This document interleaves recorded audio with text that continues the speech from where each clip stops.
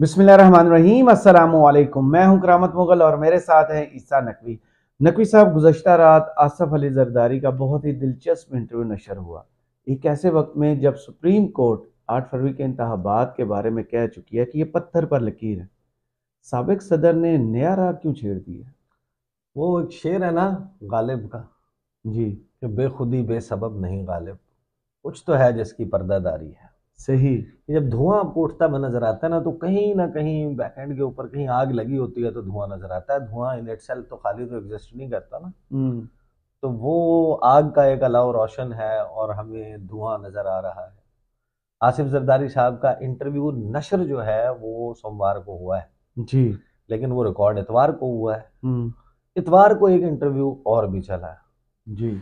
और वो है साबिक एसएसपी अनवार राव का।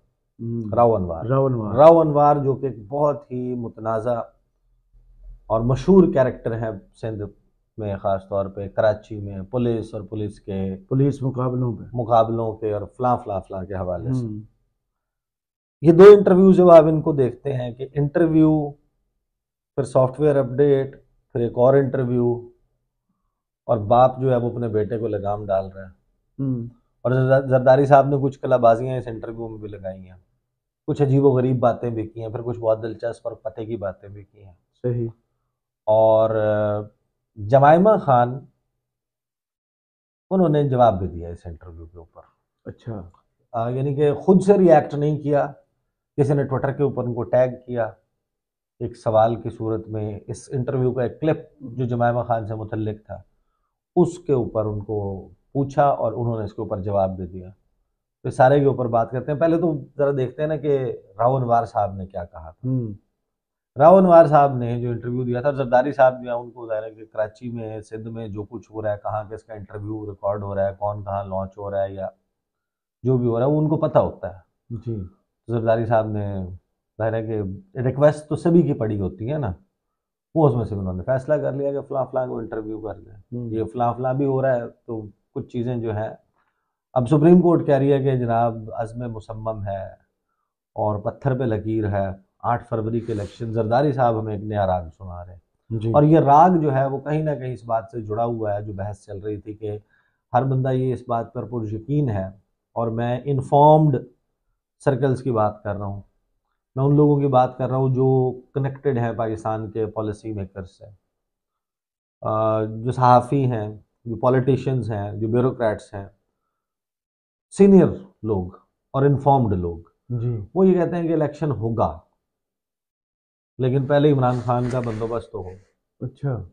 पीटीआई जो है वो इस वक्त जिस पोजीशन में है, ऐसी पोजीशन में तो इलेक्शन जो है वो फिर, मुमकिन है। या तो आप सुलह सफाई करके सारा बेहतरीन तरीके से इलेक्शन में जाएं, अदरवाइज ये पूरा एक अजीब गरीब किस्म का काम शुरू हो जाएगा। राव अनवार साहब ने क्या कहा? उन्होंने कहा था कि सिंध में करप्शन सिस्टम के सरबराह जरदारी है। पीपल्स पार्टी ने 5 साल में 700 अरब की करप्शन की, जो बैरून मुल्क भेज दिए गए। राव अनवार के तहलका खेज इंकशाफात। अच्छा। उन्होंने जनाब होजरुबा इंकशाफात की हैं। आज टीवी को वो सॉरी सबा। समा टीवी को इंटरव्यू दिया। राव अनवार ने कहा कि आसिफ जरदारी का ज़ाती मुलाजिम मुश्ताक उनका ख़ास आदमी था। यही अयान अली को भी एयरपोर्ट छोड़कर आया जब $5 लाख पकड़े गए। इसी मुश्ताक के अकाउंट में प्रॉपर्टी टाइकॉन की जानिब से 8 अरब रुपए भी डाले गए। कराची में होने वाली करप्शन कौन पकड़ता, जब पुलिस रेवेन्यू उनका मुख्तियार कार, हम्म। उनके डीसी, उनका एंटी एनक्रोचमेंट उनकी, तो फिर यानी कि जब सब कुछ ही उन्हीं का है तो फिर कोई कैसे पकड़ा जाएगा। कराची में होने वाले जराइम की जिम्मेदार सिंध हुकूमत है। सिंध में चलने वाले करप्शन सिस्टम के सरबराह आसिफ जरदारी हैं। साबिक एसएसपी राव अनवार ने कहा कि डॉक्टर आसिम, मुजफ्फर टप्पी, यूनुस मेमन कदवाई वगैरह सिस्टम के अहम अरकान में शामिल हैं। अयान अली के $5 लाख स्मगलिंग की कोशिश के दौरान एयरपोर्ट के सीसीटीवी कैमरों से शनाख्त किया जा सकता है। मुश्ताक सदारती प्रोटोकॉल की तरफ से अयान अली की करेंसी स्मगलिंग में मदद के लिए वहां मौजूद था। उन्होंने कहा कि मुश्ताक का काम सिस्टम की निगरानी के अलावा जरदारी की दवाई वगैरह का बंदोबस्त करना भी था। मुश्ताक को बचाने के लिए बैरून मुल्क फरार करवा दिया गया। कराची में पीपल्स पार्टी ने गुज़श्ता 5 साल के दौरान 700 अरब रुपए की करप्शन की, और ये 700 अरब से जायद की रकम बैरून मुल्क गैर कानूनी तौर पर मुंतकिल की।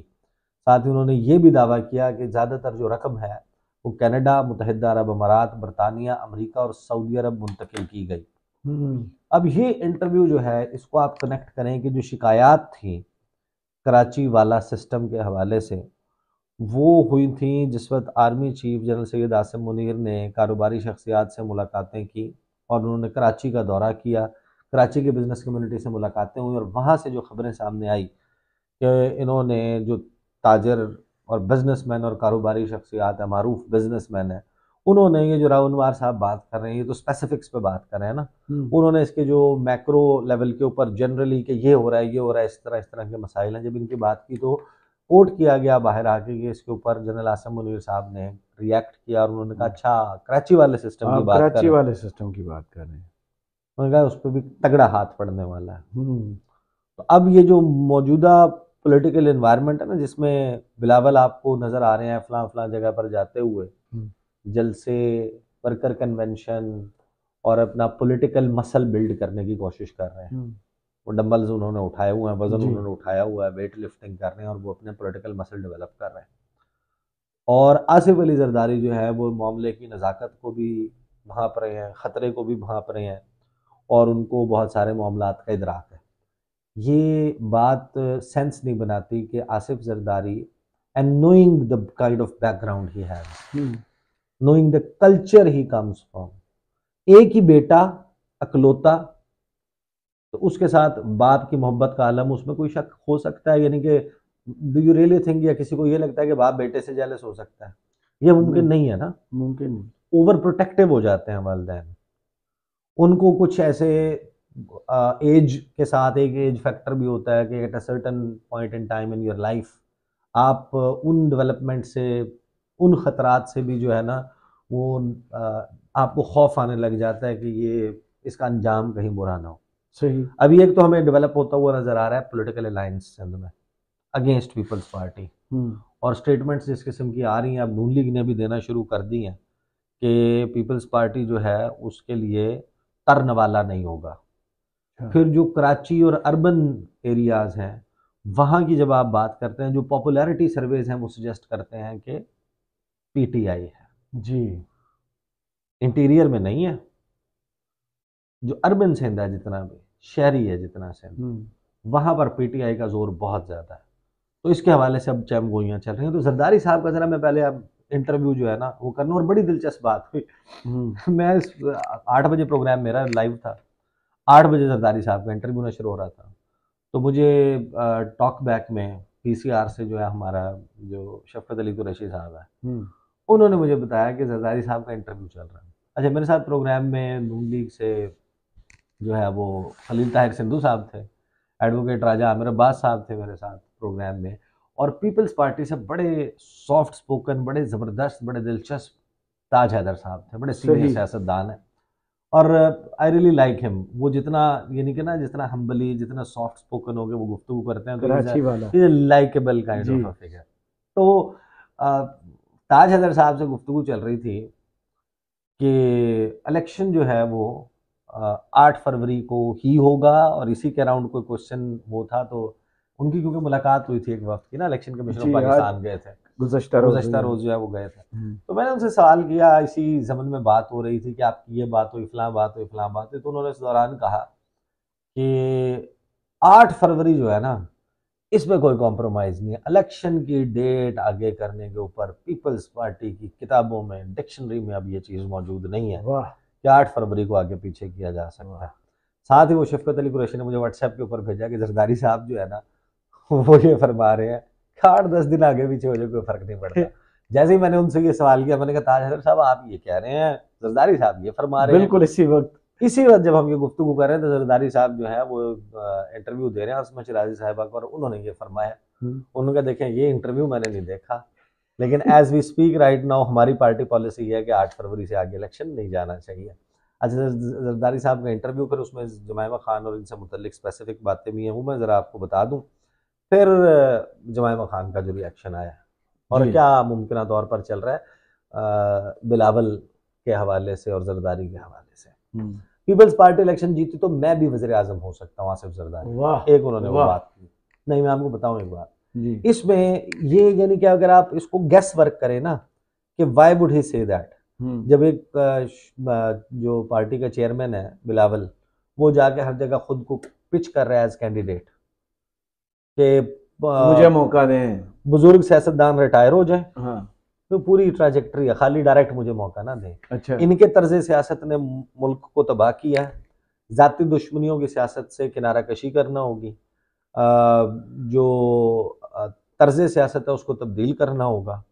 नौजवान क़यादत ही नौजवानों का मसाइल समझ सकती है, और मुझे मौका दें, मेरी काबीना और मैं और ये मेरे ये हाथ करेंगे। साफ है। ये उन्होंने, ये वो जी, गुफ्तगू जो है वो बिलावल कर जी, रहे हैं। जी, तो दूसरी तरफ आसिफ जरदारी साहब जब ये फरमा रहे हैं कि मैं भी हो सकता हूँ, खुर्शीद शाह भी हो सकता है और बिलावल भी हो सकता है, तो वो अपनी फ्लेक्सिबिलिटी का इजहार कर रहे हैं जहां पर करने की जरूरत है। कि नहीं, ये बिलावल लाउबाली नौजवान, खलंडरा, जोशीला, ट्रेंड नहीं है। तो वो बिलावल जब निकलते हैं उनकी कैंपेन को फुल स्टॉप वो नहीं लगा रहे होते। असल में शायद उनको इस बात का एहसास है, समहाउ मेरा गैस ये है कि जरदारी साहब को किसी ने ये बताया है, उनके कान में ये फूंका है कि बिलावल के लिए इस वक्त कबूलियत नहीं है, तो वो गेम में रहना चाहते हैं। तो उन्होंने कहा अच्छा नहीं, बिलावल नहीं तो हम भी हाजिर हैं, तो और भी कोई हाजिर है तो दसो तो सही, हुक्म तो करो। तो उस किस्म की बात। अच्छा जनाब, जरदारी साहब कहते हैं कि पीपल्स पार्टी जीती, बिलावल भी वज़ीर आज़म हो सकते हैं, वो खुद भी वज़ीर आज़म हो सकते हैं।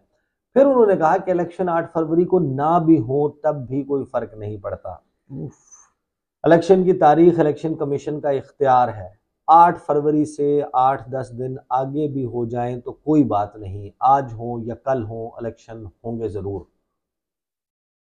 तो अगर हर गुजरता दिन 7 नवंबर के बाद जस्टिस अतर मिनल्ला साहब की अंडरस्टैंडिंग में, सुप्रीम कोर्ट ऑफ पाकिस्तान की अंडरस्टैंडिंग में आइन शिकनी है, तो 8 फरवरी को जब आपने चले नजरिया जरूरत के तहत आपने उसको अलाउ भी कर दिया और उसे पत्थर पे लकीर भी करार दे दिया, और आप ये भी नहीं चाहते कि आपने 2022 में जो इलेक्शंस डिले हुए पंजाब और केपी के, आप उसके मुजरिमान को फाइंड आउट करके उनको सजा दें, आप ये भी नहीं करना चाहते। लेकिन अब 8 फरवरी से आगे जो आप 10 दिन की बात जरदारी साहब कर रहे हैं, बुला लेना जरदारी साहब को जी।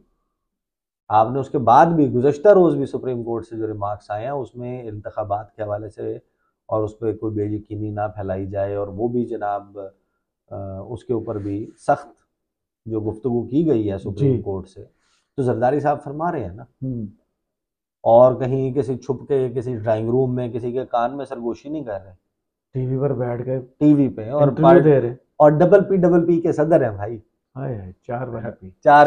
चार पीस वाली जो पीपल्स पार्टी है, चार वाली पी, हाँ। और वो जनाब कहते हैं कि कोई फर्क नहीं है इलेक्शन कमीशन का। तो यहाँ पर बेसिकली मैसेज दे रहे हैं कि सुप्रीम कोर्ट ऑफ पाकिस्तान उछले नहीं, इख्तियार इलेक्शन कमीशन का, साथ ही सदर पाकिस्तान का इख्तियार जो डिटरमिन कर रही है सुप्रीम कोर्ट ऑफ पाकिस्तान, उसको भी लास्ट उसमें भी जनाब, और पीपल्स पार्टी अपने इंटरव्यूज में कह रही है कि सदर ने नहीं किया, सदर ने नहीं किया, फलां नहीं किया।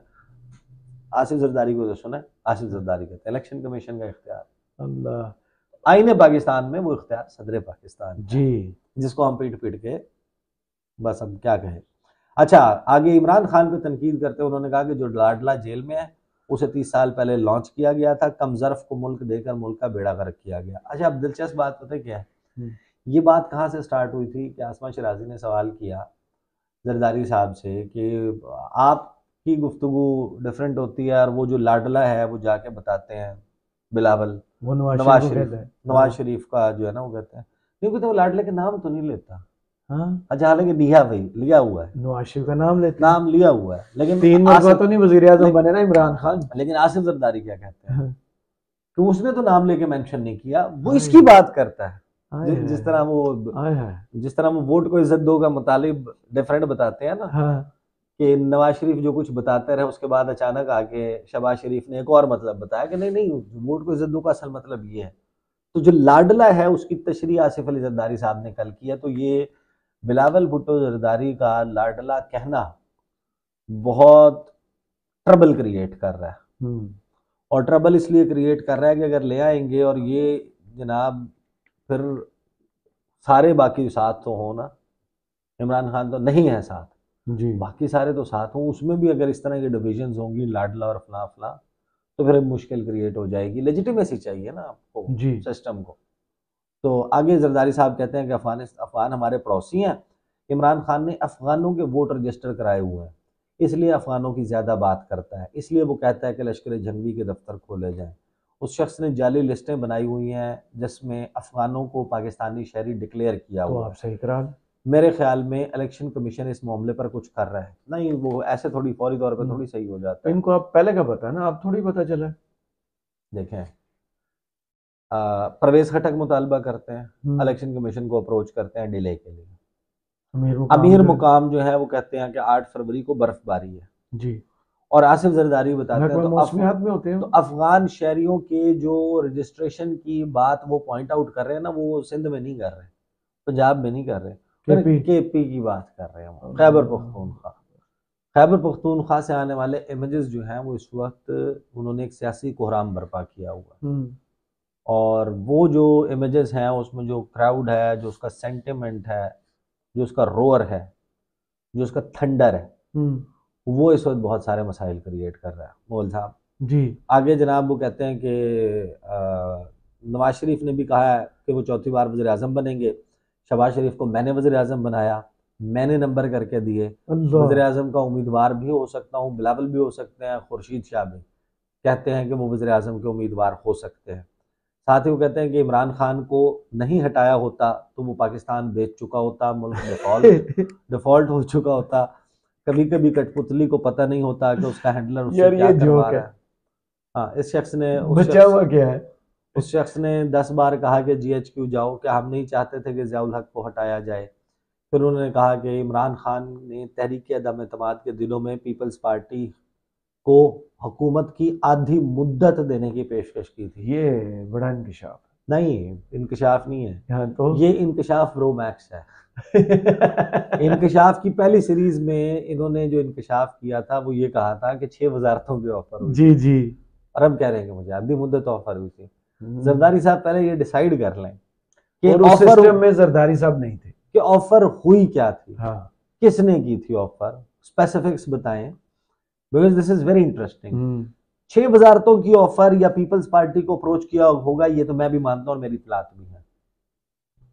जाहिर है अपना पॉलिटिकल सर्वाइवल के लिए करता है ना बंदा, लेकिन आप तो डिसाइड करें कि आपको 6 वजारतें ऑफर हुई थी या आपको वो वजारत उज़्मा और आधी मुद्दत ऑफर हो गई थी कि बाकी मानदा जो वक्त है 42 माह से ऊपर 60 माह तक, यानी कि 18 माह मजीद जो है वो आसिफ जरदारी साहब जो है वो प्राइम मिनिस्टर बन जाए। ये डिसाइड करके आप हमें बताएं कि आपको ऑफर हुई क्या थी। और ये डजेंट मेक सेंस। आपका जो तहरीक अदम एतमाद में साथ मांग रहे थे, तो जब तहरीक अदम एतमाद कामयाब ना होती तो आप हमें ये बता रहे हैं कि फिर वज़ीर आज़म इस्तीफा देता और फिर आप इलेक्ट होते। अल्लाह, इस बात में कितना बड़ा बुनियादी झोल मौजूद है। क्या भैया एक बंदे के खिलाफ तहरीक अदम एतमाद जब कामयाब नहीं होती तो अगले 6 महीने तक उसके खिलाफ तहरीक अदम एतमाद नहीं आ सकती। बिल्कुल, आप ये कौन सा राग हमें सुना रहे हैं? क्या आपको आधी जो है मुद्दत ऑफर हुई थी, आपने साथ देना था, इमरान खान के खिलाफ तहरीक अदम एतमाद नाकाम हो जाती, उसके बाद वो आपको आधी मुद्दत देता रिजाइन करके, वो तो 6 महीने के लिए सिक्योर हो जाता, उसके पास अगली जो है वो मुद्दत अपनी वो अनाउंस करने की आ ही नहीं सकती। तो उस 6 महीने में उसने वो डिसीजन कर लेने थे कि इनमें से किसी का चांस ही नहीं रहता। बिल्कुल ऐसे ही है। तो ये जो कहानी है ना, इस कहानी में जरदारी साहब जो है पूरी कहानी डाल रहे, ठीक है ना। ये समझ आती है साथ की भी ऑफर हुई थी, वजारतों की। जाहिर है कि साथ का मतलब क्या होता है, वो खाली पीली तो नहीं होता ना, उसके लिए आपको कुछ दिया भी जाता है। तो आगे जनाब आधी मुद्दत की हो गई बात। PTI की अगले इंतखाबात में 2/3 अक्सरियत से जीतने की बातें वो फॉरेन ब्लॉगर्स कर रहे हैं जिन्हें पैसे दिए जाते हैं, और पैसे का इल्जाम उन्होंने लगाया जमायमा खान पर कि बाहर बैठे हुए ब्लॉगर्स जो है उनको जमायमा खान पैसे देती हैं की मालिक है, और वो जो है ना ये सब कुछ करवा रही है। नहीं, जमायमा ने इसके ऊपर रिएक्ट किया, मैं उसके ऊपर बाद में बात करता हूँ। नहीं, वैसे आपसे पूछा मैंने यार, आगे चले ना। साथ ही वो PTI की अगले इंतखाबात में 2/3 अक्सरियत से जो जीतने की बातें वो कर रहे हैं ना, उसके ऊपर उन्होंने कहा कि फला कॉन्स्टिट्यूएंसी में फला में मुझे ना एक बंदे का, उन्होंने बताया नहीं, का फ़ोन आया और उसने मुझे बताया कि मेरे जो है ना वो 440 पोलिंग स्टेशन हैं या इस तरह की उन्होंने बात की। तो ये संभाल ही नहीं सकता है, आसिफ जरदारी ने कहा, इमरान खान ये कर ही नहीं सकता, ये सिर्फ वो इंटरनेट पे और पोल्स में पॉपुलर है, कहीं और पॉपुलर नहीं है। जरदारी साहब का पूरा इंटरव्यू इस बुनियाद के ऊपर हो रहा है कि वो जो पॉपुलर है वो कहीं ना आ जाए, और उसका जो है ना वो रास्ता रोकने के लिए आपने सर धड़ की बाजी लगाई हुई है सबने, और आप कह रहे हैं कि ऐसा नहीं है। और जरदारी साहब वो हैं जिनके पास देने के लिए कैंडिडेट नहीं है पंजाब में, जहां पर सीटें लिए बगैर इस मुल्क में हुकूमत नहीं बन सकती। जो सिंपल मेजोरिटी है वो सिर्फ पंजाब में जी आपकी बन जाती है, बाकी तमाम जो आपके सूबे हैं आप क्लीन स्वीप कर दें, आप पूरी नेशनल असेंबली की सिंध की सीटें जीते हैं, पूरी नेशनल असेंबली की वो तकरीबन 163 बनती हैं, ये 175 बनती हैं पंजाब की। तो आप बताएं, आपके आप जो है आपके पास पंजाब में देने के आप लिए 3 सूबे ले लें, एक पंजाब एक साइड पे। आगे जनाब वो कहते हैं जरदारी साहब ने साथ ही ये कहा, लतीफ़ खोसा जनाब उनकी पार्टी में नहीं है, एतजाज़ एहसन जो है वो लाडले के पड़ोसी हैं, तो साथ ही उन्होंने किसी और सोसाइटी का नाम ले दिया। फिर उनका अच्छा जमान की तसीह की जमान पार्क में जो है ना वो पड़ोसी हैं। कहते हैं सियासी सोच जो है पीपल्स पार्टी से अलग है, हर पार्टी में लोग आते जाते रहते हैं। साथ ही उन्होंने कहा मैं पॉलिटिकल साइंटिस्ट हूँ, मैंने 11 अच्छा। हाँ वो 11 साल पहले रेफरेंस भेजा था, बोला वो फिर जो स्टार्ट में जो उन्होंने तारीफ की थी वो काजी फाइज ईसा की थी। अब इसके ऊपर जो है वो क्योंकि वीडियो बहुत तवील हो जाएगी, सो लेट्स जस्ट कंक्लूडेड। एहतशामुल हक जो है वो कोई हैं साहब, उन्होंने अंग्रेज़ी में इस क्लिप को निकाल के जिसमें जमायमा खान के मतलब बात हुई थी उस पर लिखा कि a woman conducted the interview where another woman was targeted, however the interviewer didn't question the man about the proof of claims to have of Jemima paying YouTubers. Jemima is known for her grace. Cowards always target kids and women. के इल्ज़ाम लगाया है और जो बुज़दिल लोग होते हैं वो हमेशा बच्चों और ख़वातीन पे हमला करते हैं, ये उसने कहा। अच्छा वो उसने सिर्फ इतना ही ट्वीट किया तो उसके ऊपर जमाइमा गोल्डस्मिथ @जमाइमा_खान उन्होंने लिखा, thanks Ehtesham, this is obviously not true, Sai I will only ever wish for piece and prosperity इन पाकिस्तान। तो रिएक्ट किया जमाइमा ने, उन्होंने कहा कि बिल्कुल दुरुस्त बात नहीं है, और मैं तो सिर्फ पाकिस्तान में अमन और खुशहाली जो है उसी के लिए तमन्ना कर सकती हूँ, ये उन्होंने जवाब दिया। अब इसमें बेसिकली ना देखें एक चीज़, मैं नहीं बिल्कुल नहीं कह रहा कि ऐसा नहीं होता कि लोग सोशल मीडिया के ऊपर इन्फ्लुएंसर जो हैं वो सियासी जमात से वाबस्ता नहीं होते, सहाफ़ी जो है वो सियासी जमातों से उनकी वाबस्तगी दिल में नहीं होती, ऐसा नहीं होता, एक फितरत है।